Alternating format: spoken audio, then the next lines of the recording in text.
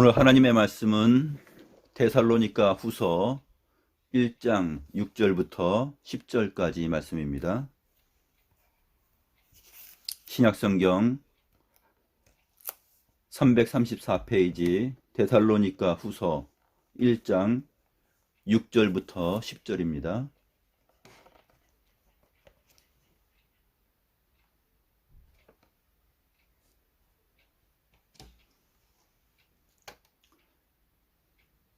제가 하나님의 말씀을 받들어 읽겠습니다.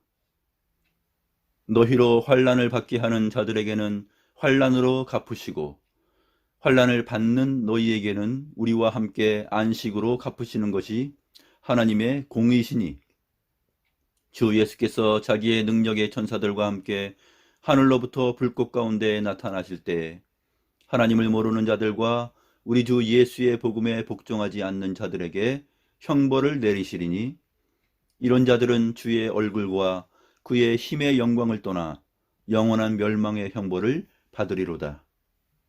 그날에 그가 강림하사 그의 성도들에게서 영광을 받으시고 모든 믿는 자들에게서 놀랍게 여김을 얻으시리니 이는 우리의 증거가 너희에게 믿어졌습니다. 오늘은 저리로서 산자와 죽은 자를 심판하러 오시리라는 고백의 성경적 의미들을 우리가 살펴보도록 하겠습니다. 저리로서 오신다. 거기로부터 오시는 것이에요. 어디죠? 부활하시고 승천하시고 하늘에 오르사 전능하신 하나님 보좌 우편에 앉아 계신 주님께서 거기로부터 이제 오시는데 왜 오시느냐 하면은 아주 특별한 목적을 가지고 오십니다. 산자와 죽은 자를 심판하러 오시리라. 근데 이 본문에는 데살로니가 후서 이 본문에는 산자와 죽은 자를 심판하러 오시는 그 내용을 성도들의 구원과 함께 다루고 있는 것을 보게 되는데 우리가 산자와 죽은 자를 심판하러 오신다라는 이 고백 안에는 당연히 무엇이 전제되어 있는 것이냐면 산자와 죽은 자를 구원하러 오시는 주님의 모습도 바로 전제되어 있다라는 사실을 우리가 염두에 두어야 됩니다. 그러니까 심판과 구원은 항상 동시적으로 일어나는 것이고 마지막 때에도 하나님의 백성들의 구원과 하나님을 모르는 자들에 대한 심판이 동시적으로 일어나는 것이죠. 그런데 산자와 죽은 자를 심판하러 오신다라는 이 말을 볼 때 우리가 일반적으로 사람들이 심판을 받게 되고 정죄를 받게 되면은 살아있는 사람들이 그것을 받게 됩니다. 그런데 우리의 신앙 고백은 산자들뿐만 아니라 죽은 자들을 심판하러 오신다라는 이 표현 속에 그 중요성이 있는 것이죠. 그러면 죽은 사람이 심판을 받는 일을 이해할 수 있을까요? 이 세상의 상식으로 또 우리들의 논리로 이해할 수가 없습니다. 죽은 자들이 심판을 받는다라는 사실을 우리는 들어본 적도 없고 또 본 적도 없습니다. 하지만 하늘에 오르사 전능하신 하나님 우편에 앉아 계셨던 그분이 강림하셔서 오실 때에는 산자들과 죽은 자들을 심판하러 오신다라는 사실입니다. 이것이 하나님의 말씀에 기록되어 있고 우리가 신앙으로 믿고 고백하는 내용입니다. 그러면 죽은 자들을 심판하고 그들에게 형벌을 내리는 일이 어떻게 가능한가? 어떻게 가능할까요? 죽은 자에게 너 이러이러해서 너는 심판받아야 돼. 그리고 너는 이러한 형벌을 받을 거야. 이것을 백날 소리쳐봐야 죽은 자는 그것을 듣지도 못하고 알지도 못하고 느끼지도 못하고 그 자기의 죄에 대해서 깨닫지도 못합니다. 세상 나라의 어떠한 법으로도 이것을 적용시킬 수가 없죠. 근데 하나님께서는 아무리 흉악한 죄를 지은 자라 할지라도 죽으면 끝이다라고 여기면서 그 흉악한 죄에 대하여서 형벌, 심판 이러한 것들은 이제 없는 것이야 라고 하는 자들을 깜짝 놀라게 하는 일을 하시는데 그 사람들에게 심판을 하십니다. 어떻게 하시냐면은 그 사람들의 몸과 영혼을 결합시키죠. 부활시켜서 깨어나게 한 다음에 심판을 가하십니다. 그리고 영원한 형벌에 처하게 하십니다.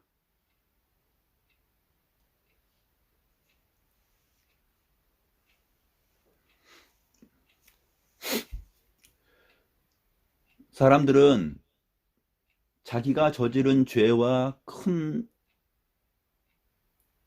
형벌의 내용들이 자기의 목숨이 죽으면 자기가 죽으면 다 그것도 한 뼘에 땅에 묻히고 끝나는 줄 알아요. 그런데 하나님의 말씀은 그렇지 않다라고 말하고 있습니다. 절대로 그 사람이 죽는다고 해서 그 일이 기억되지 않고 땅에 묻히고 다시 드러날 일이 없다라는 것은 오산이에요. 우리 주님께서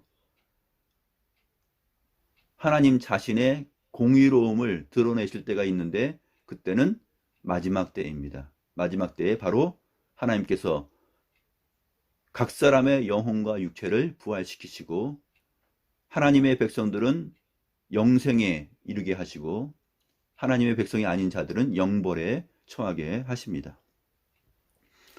죽은 지 수십 년, 수백 년, 수천 년 지나고 흔적도 없이 다 썩고 흙과 티끌로 돌아갔다 할지라도 그 사람들을 다시 부활시킵니다. 왜 부활시키느냐? 그 죄에 대하여서 묻고 심판하시고 형벌을 하시기 위해서입니다. 주님께서 마지막 때에 강림하실 때는 그러한 일을 위해서 강림하십니다.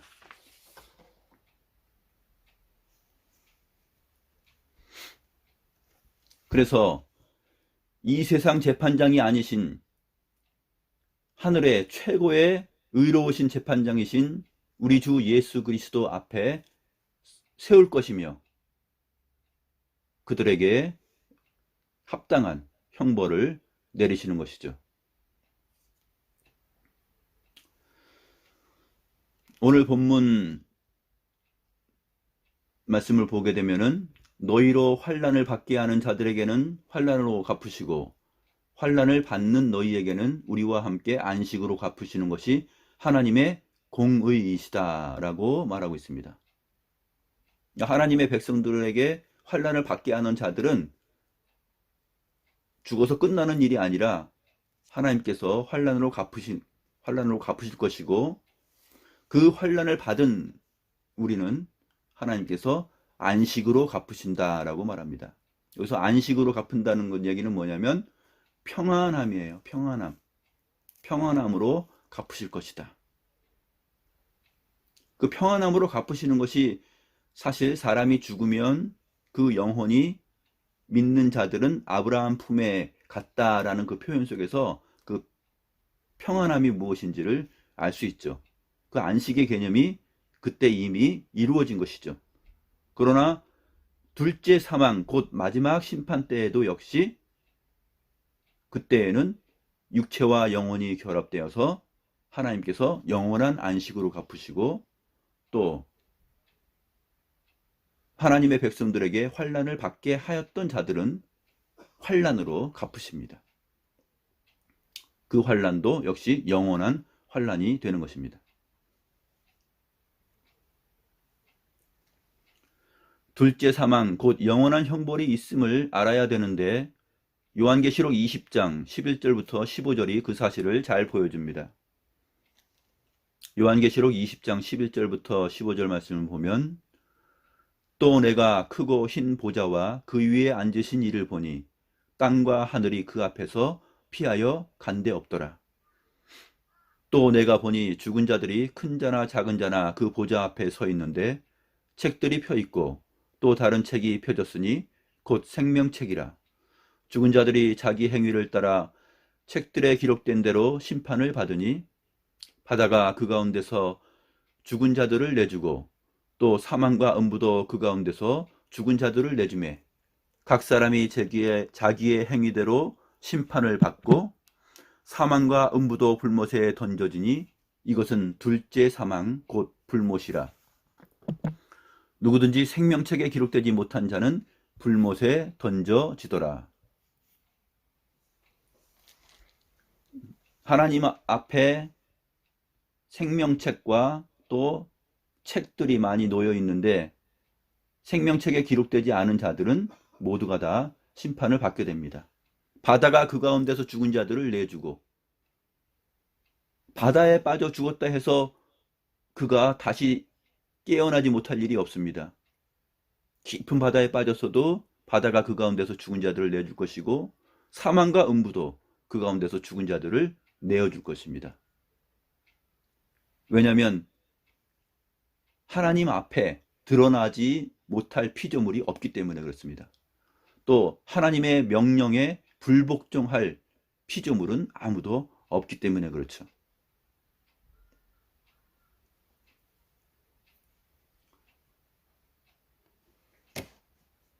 하나님의 공의는 숨겨지고 세상 가운데 존재하지 않는 것처럼 보입니다.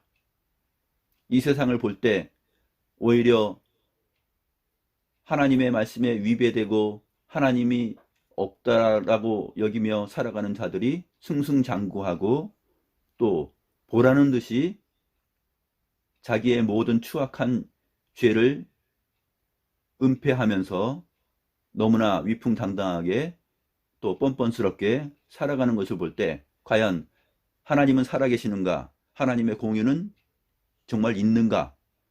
라는 것을 궁금해하고 의문을 갖게 됩니다. 그러나 하나님의 말씀은 하나님께서 이렇게 길이 참으시는 가운데 자기 백성을 기다리시는 것이고 또 회개하고 돌아올 것을 또 기다리시는 중에 있는 것입니다.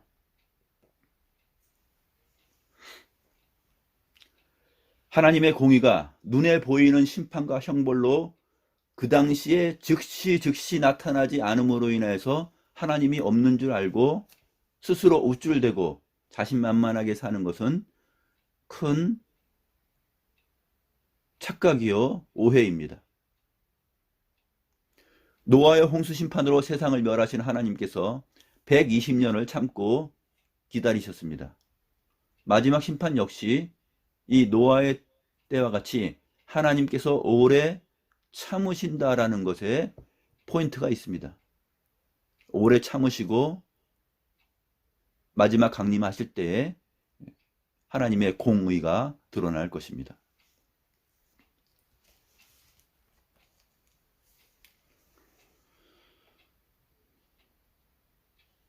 마지막 심판에 대한 베드로후서 3장 6절부터 13절 내용을 보겠습니다.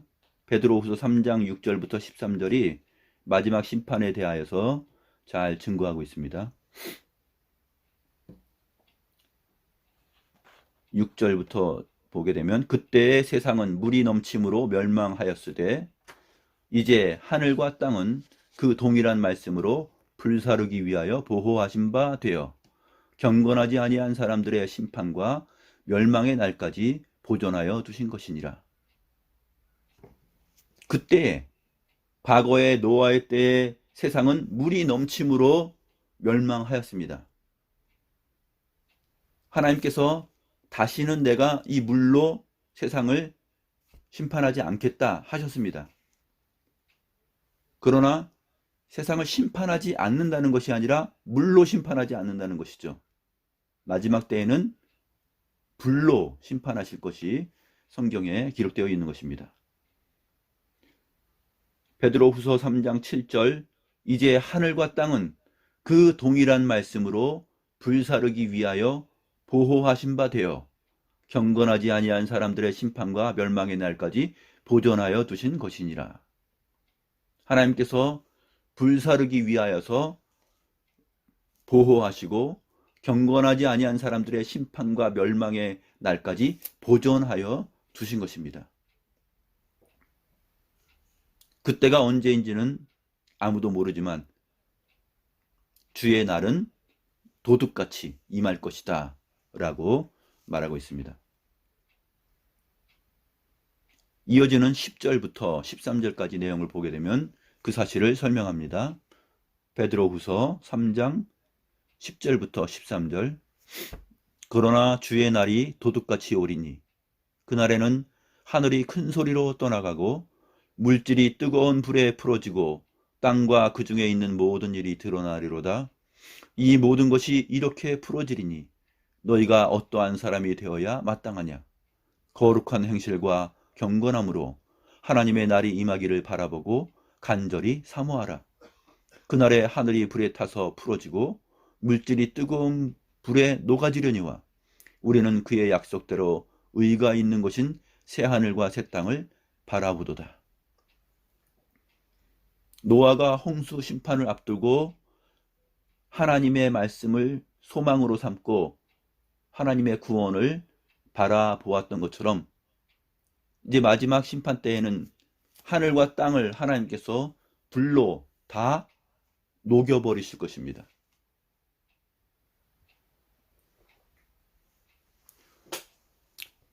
시중에 나와 있는 책 가운데 6도의 멸종이라는 책이 있죠. 지구가 점점 뜨거워지고 있어요. 점점 뜨거워지고 있고 앞으로 지금 현재 1도 상승하였는데 6도까지 가게 되면은 최악의 상황을 맞이한다라고 이제 과학적인 이론으로 지금 설명을 하고 있습니다. 하나님을 모르고 성경을 몰라도 지금 이 상태가 이 온 우주 세상이 뜨거워지고 불로 멸망할 것이다 라는 것을 이 세상 사람들도 인식을 하고 있어요. 하나님의 말씀은 더욱더 자명하고 더욱더 확실하죠.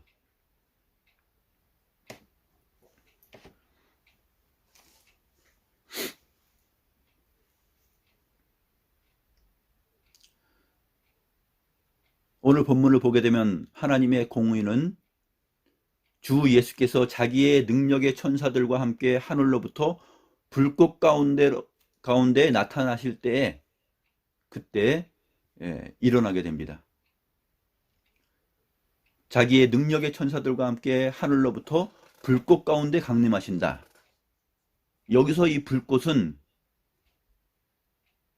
뭐 축제 때 보이는 환상적이고 예쁜 불꽃, 그 불꽃놀이 펑펑 터지는 그러한 불꽃이 아니에요. 이 불꽃은 이제 신약성경 헬라어에 퓨리플러거스라고 되어 있는데 활활 타는 맹렬한 불이에요. 이제 번역이 지금 불꽃이라고 이렇게 표현되어 있어서 좀 약해 보이고 뭐 축제 때 터지는 그런 불꽃놀이인가 이렇게 생각할 수 있는데 자기의 능력과 천사들과 함께 하늘로부터 불꽃 가운데 나타나실 때 이것은 활활 타는 맹렬한 불을 그 휘감아 도는 그 불과 함께 하나님께서 심판의 주님으로 강림하실 것이다 하는 사실을 보여주고 있습니다. 이 내용을 일찍이 이사야 선지자가 하나님의 영에 감동되어서 기록을 하였는데 이사야서 맨 마지막 66장 15절에 보게 되면 이렇게 되어 있습니다. 이사야서 66장 15절에 보라 여호와께서 불에 둘러싸여 강림하시리니 그의 수레들은 회오리 바람 같으리로다. 그가 혁혁한 위세로 노여움을 나타내시며 맹렬한 화염으로 책망하실 것이라. 여기에 맹렬한 화염으로 라는 이 맹렬한 화염이 뭐냐면 오늘 신약성경 본문에 불꽃으로 번역된 단어예요. 맹렬한 화염으로 책망, 심판하실 것이다. 이처럼 하나님을 모르는 자들과, 즉 하나님을 알지 못하는 자들과 우리 주 예수 그리스도의 복음에 복종하지 않는 자들을 심판하실 것이다 하는 말씀을 하고 있습니다.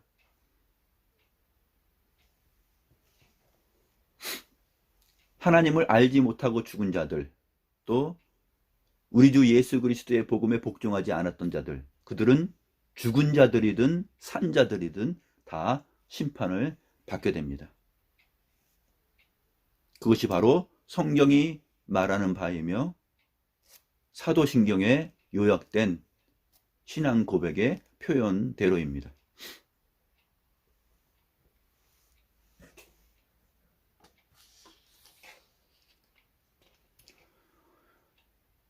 우리 주님께서 자기의 능력의 천사들과 함께 하늘로부터 맹렬한 불 가운데 나타나실 때에 하나님을 알지 못하는 자들, 곧 우리 주 예수의 복음에 복종하지 않는 자들은 주의 얼굴과 그의 힘의 영광을 떠나 영원한 멸망의 형벌을 받게 됩니다.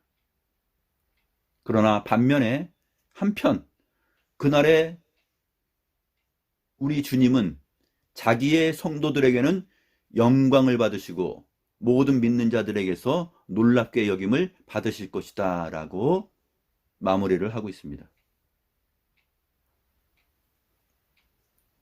여기 성도들, 믿는 자들 이렇게 표현되어 있는데 성도들이 곧 믿는 자들이죠.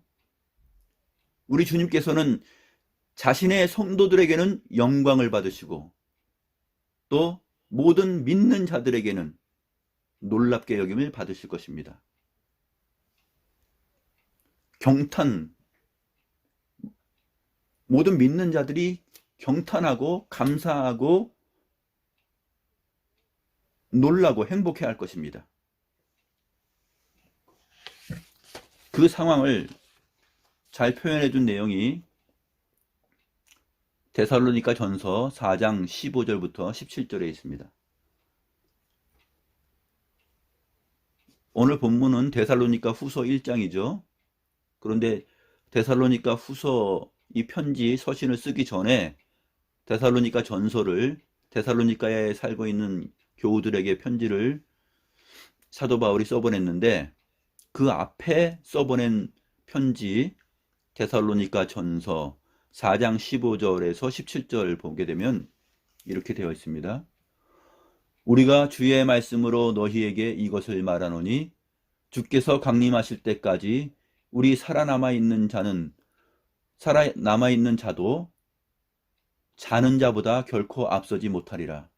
주께서 호령과 천사장의 소리와 하나님의 나팔 소리로 친히 하늘로부터 강림하시리니 그리스도 안에서 죽은 자들이 먼저 일어나고 그 후에 우리 살아남은 자들도 그들과 함께 구름 속으로 끌려 올려 공중에서 주를 영접하게 하시리니 그리하여 우리가 항상 주와 함께 있으리라.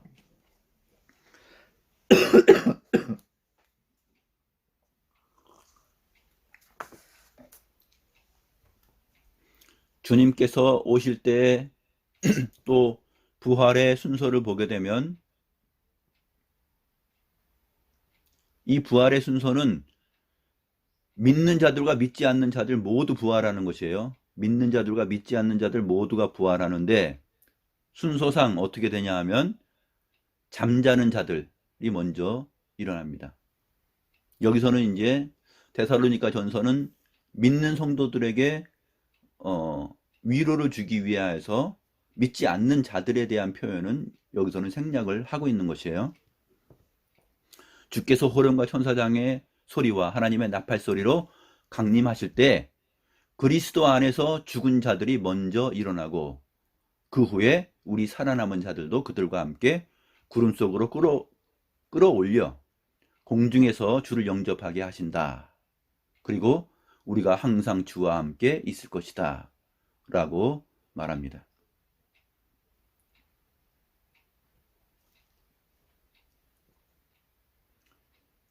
주님께서 오실 때의 모습을 묘사했는데 호령과라고 되어 있습니다. 호령. 호령은 뭐냐면 큰 명령이에요. 직역을 하게 되면 호령.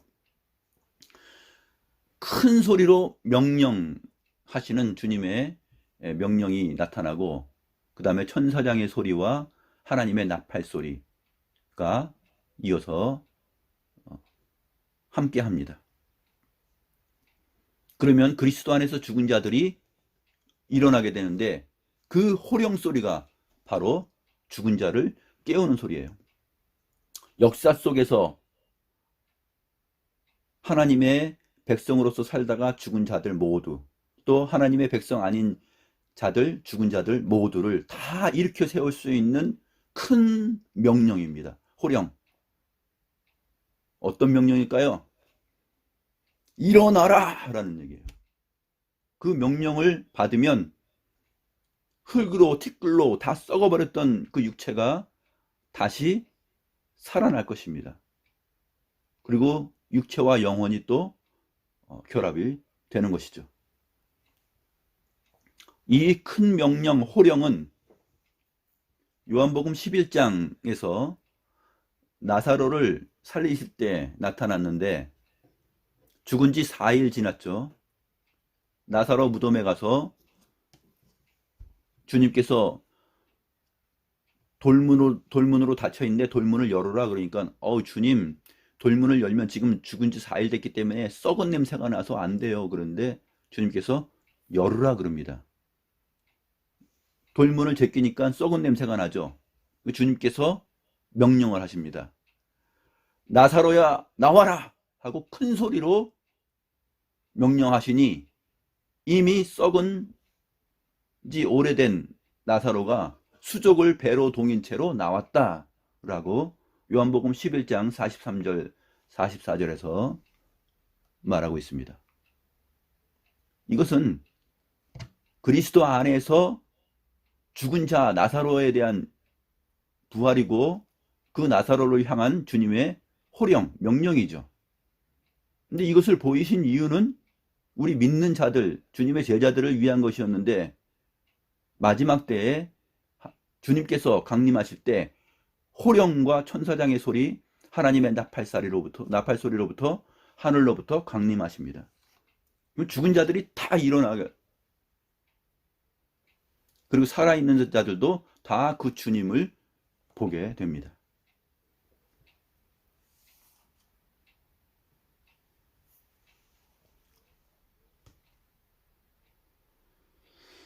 죽은 자들의 영혼과 썩었던 육체가 결합하고 새로운 존재가 되고 살아나는 것, 또 살아있는 자들도 변화됩니다. 이 변화는 순식간에 일어나는 신령한 변화인데, 그 과정이 너무나 그 주님의 호령 명령과 함께 순식간에 일어나기 때문에 느끼기도 전에 아마 변화되는 모습을 우리가 생각할 수 있을 것이에요.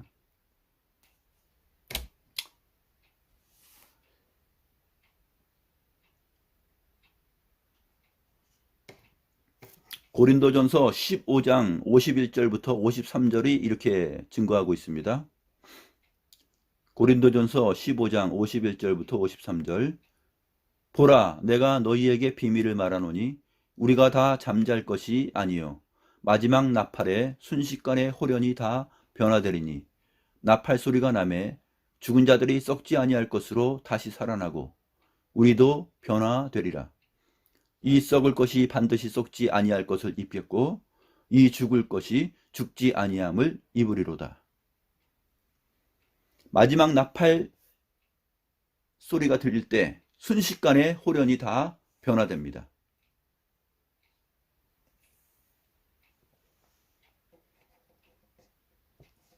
썩을 자들이 썩지 않게 되고, 또 죽을 자들이 죽지 않게 됩니다.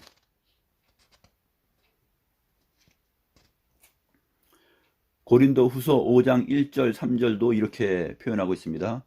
만일 땅에 있는 우리의 장막집이 무너지면 하나님께서 지으신 집, 곧 손으로 지은 것이 아니요 하늘에 있는 영원한 집이 우리에게 있는 줄 아느니라.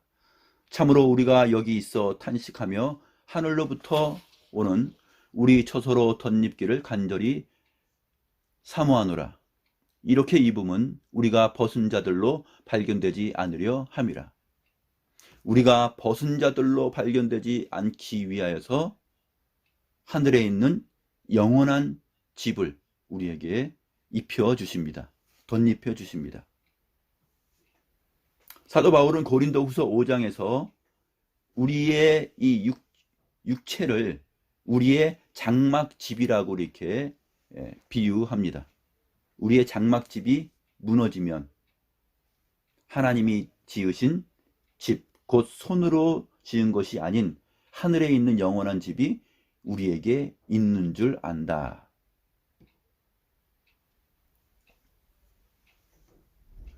이렇게 하시는 이유는 우리로 하여금 더 이상 벗은 자들로 발견되지 않으려 함이라.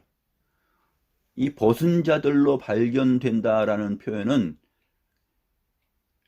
아담과 하와가 하나님께 범죄한 이후에 바로 벌거벗은 자들로 드러났던 것을 연상시키는 표현이에요. 벗은 자들로 발견되었죠.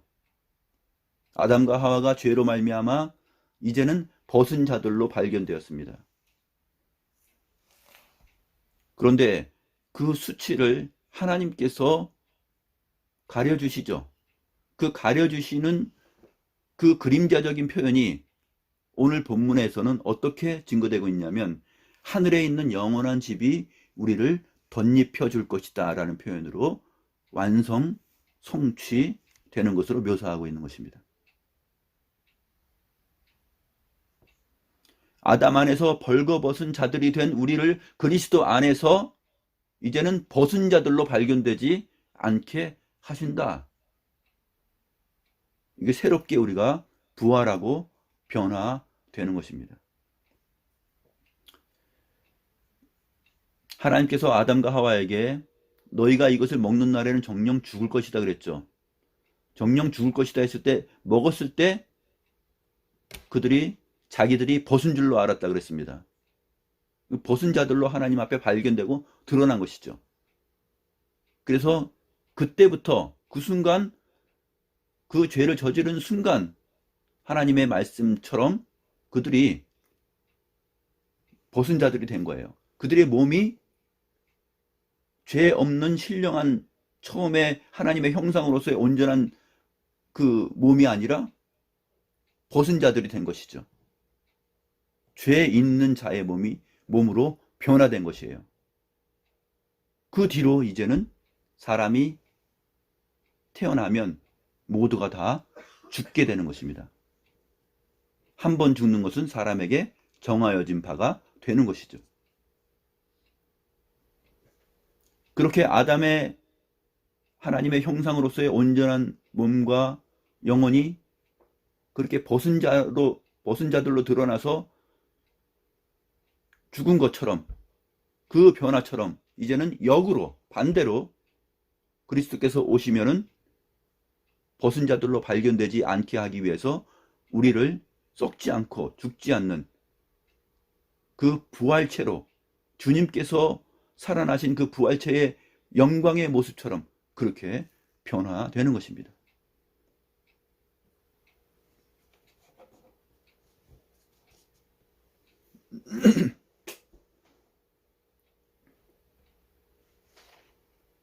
죽은 자들의 영과 몸이 부활돼서 변화되고 살아남은 자들도 살아서 주님을 맞이하는 자들도 변화됩니다. 왜냐하면 우리의 지금의 몸의 상태는 사실상 엄밀하게 보면은 벗은 자들로서 썩을 수밖에 없는 존재요. 죄와 사망의 산물이기 때문에 그렇습니다. 우리 살아남은 자들도 역시 호련히 단번에 한순간에 변화됩니다.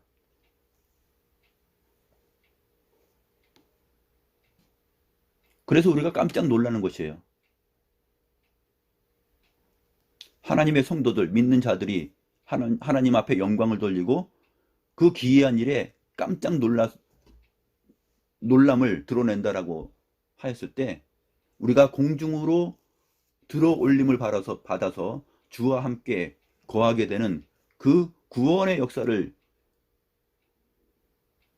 맞이하고 우리 몸에, 우리 영혼의 그 변화를 보았을 때 깜짝 놀란 그 놀람을 주님께 경탄하며 주님께 감사로 올려드리는 것이죠.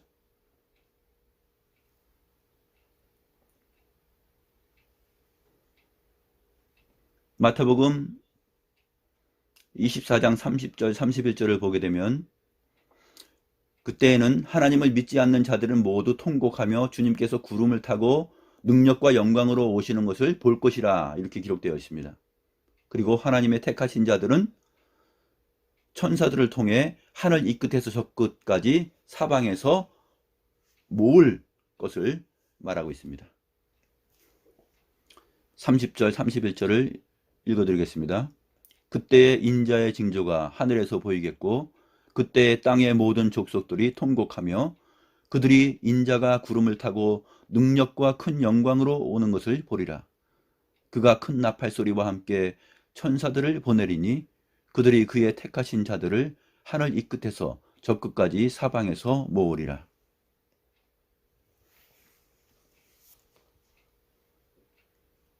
호령과 천사장의 소리와 하나님의 나팔 소리가 울려 퍼질 때 바로 모든 사람이 인자가 구름을 타고 능력과 큰 영광으로 오는 것을 보게 됩니다. 세상에서 볼 수 없었던 동시에 모든 사람이 지구상의 이 세상의 모든 사람들이 한 번에 동시에 볼 수 있는 영광스러운 광경이죠. 모두가 다 그것을 봅니다.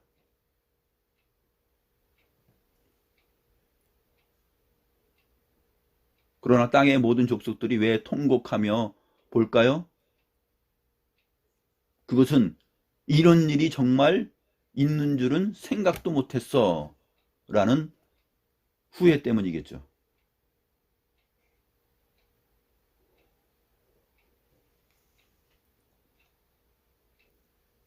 산들아 바위야 무너져서 나를 가려달라 이렇게 외칠 것입니다.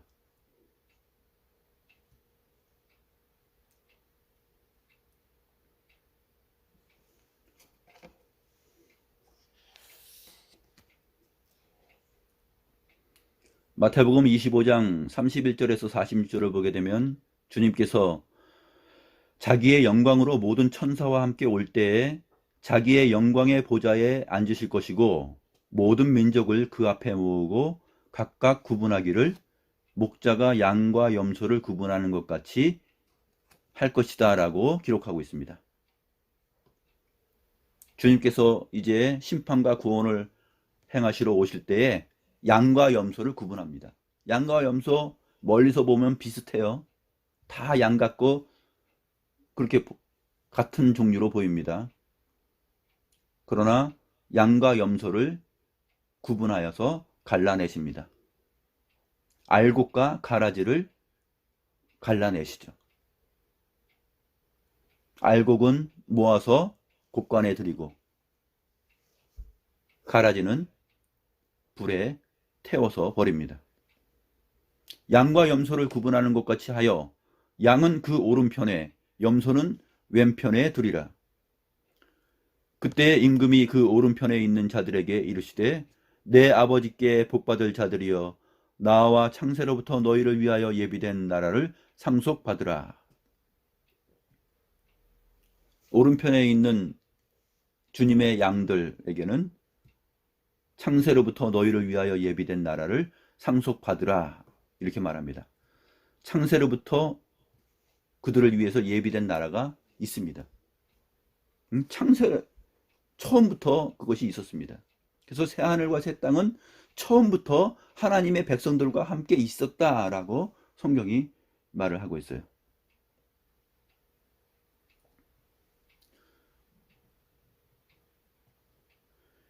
그때 임금이 오른편에 있는 자들에게 말합니다. 내 아버지께 복받을 자들이여 나와 창세로부터 너희를 위하여 예비된 나라를 상속받으라.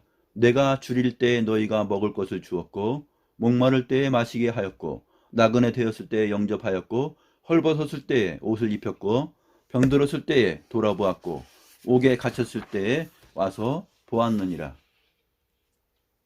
그러자 오른편에 있던 양들 의인들이 말합니다. 주여, 우리가 어느 때에 주님께서 줄이신 것을 보고 음식을 대접하였고 목마르실 때에 물을 마시게 하였습니까?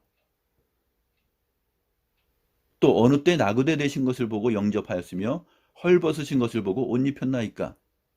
어느 때 병드신 것이나 옥에 갇히신 것을 보고 가서 배웠나이까? 이렇게 말하리니 그때 임금이 대답합니다. 내가 진실로 너희에게 이르노니 너희가 여기 내 형제 중에 지극히 작은 자 하나에게 한 것이 곧 내게 한 것이니라. 그때 임금이 대답하십니다. 너희가 여기 내 형제 중에예요.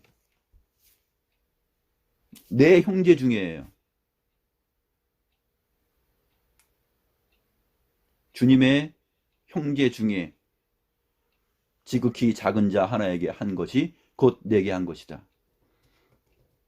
주님의 형제, 하나님의 백성들에게 환난을 가한 자들에게는 환난으로 갚으시고 라는 말을 우리 오늘 데살로니가 후서 1장에서 본문에서 살펴보았죠.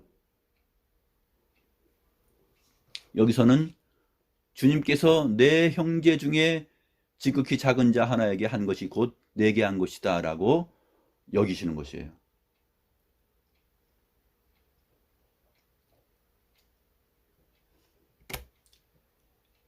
하나님의 백성에게 이 세상의 사람들이 하나님을 믿는 자든지 믿지 않는 자들이 어떻게 행하는가에 따라서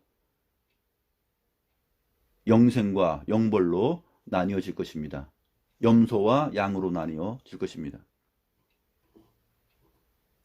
또 왼편에 있는 자들에게 이렇게 말씀하십니다. 저주를 받은 자들아 나를 떠나 마귀와 그 사자들을 위하여 예비된 영원한 불에 들어가라. 이 말씀이 왜 중요하냐면 우리를 핍박하는 자들은 바로 주님을 핍박하는 것이기 때문에 그래요. 우리를 사랑하고 또 우리를 돌아보는 것은 바로 주님을 돌아보는 것이기 때문에 그렇습니다. 왼편에 있는 자들에게 이렇게 말합니다. 내가 줄일 때에 너희가 먹을 것을 주지 아니하였고 목마를 때에 마시게 하지 아니하였고 나그네 되었을 때에 영접하지 아니하였고 헐벗었을 때에 옷 입히지 아니하였고 병들었을 때와 옥에 갇혔을 때에 돌보지 아니하였느니라. 그 왼편에 있는 자들도 대답합니다. 주여 우리가 언제 어느 때에 그렇게 하였습니까? 이때 주님께서 대답하십니다. 내가 진실로 너희에게 이르노니 이 지극히 작은 자 하나에게 하지 아니한 것이 곧 내게 하지 아니한 것이니라. 그들은 영벌에 의인들은 영생에 들어가리라.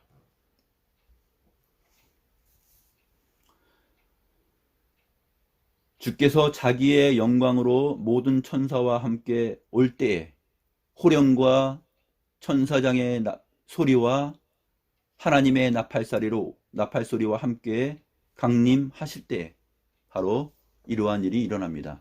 양과 염소를 나누듯이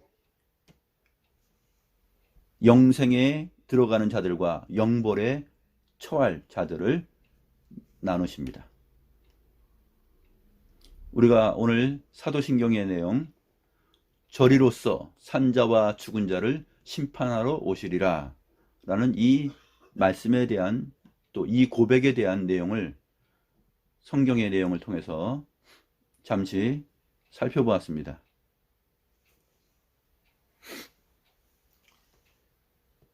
우리가 이 사실을 믿는 것이에요. 신앙으로 매 주일마다 예배할 때마다 사도신경으로 신앙을 고백할 때 이러한 내용들을 성경에 근거하여서 믿고 확실하게 신앙의 고백으로 고백하는 것입니다.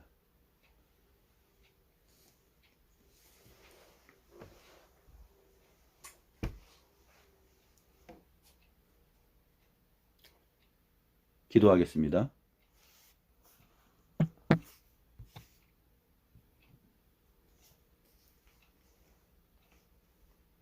주께서 큰 명령, 호령과 천사장의 소리와 하나님의 나팔소리로 강림하실 때에 양과 염소를 나누시고 알곡과 쭉정이를 가르시고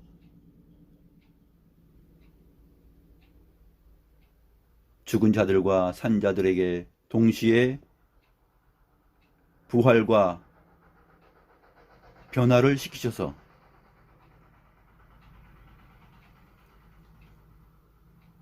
하나님의 백성들에게 환난을 가한 자들에게는 환난으로 갚으시고 그 환난을 받은 성도들에게는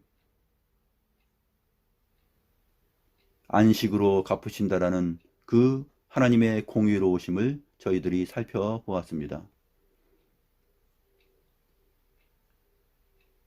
하나님이 과연 살아계시는가? 하나님의 공의는 어디로 갔는가? 라는 이 질문을 이 세상 속에서 우리가 많이 듣습니다.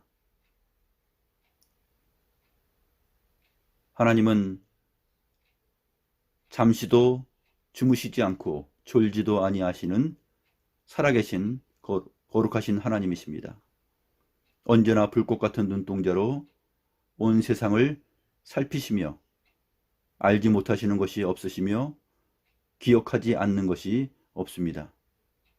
마지막 때에 주께서 강림하실 때에 바로 그리스도 안에서 죽은 자들이 먼저 일어나고 살아있는 자들도 주님의 부활하신 것처럼 영광스럽게 변화될 것입니다. 이러한 내용들을 저희들이 살펴보므로 우리가 어떻게 살아야 하며 또 어떻게 하나님의 은혜에 부합하는 경건한 자들로서 이 세상에 존재할 것인지를 생각하게 합니다.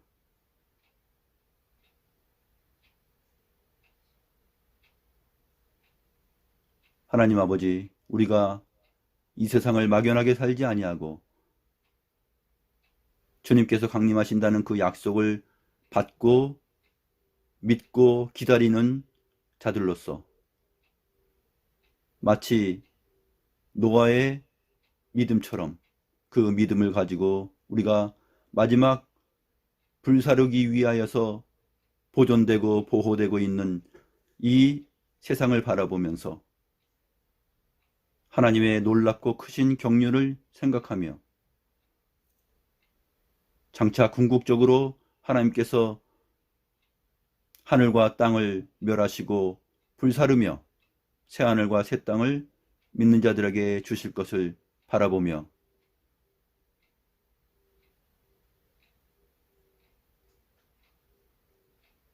하나님께 소망을 두고 위의 것을 찾으며 하나님께서 기뻐하시고 인정하시는 바가 무엇인지를 생각하며 우리의 삶을 하나님이 기뻐하시는 삶이 되도록 최선을 다하고 충성하는 그러한 참된 경건이 살아 숨쉬는 그러한 저희 모두가 되게 하여 주시옵소서.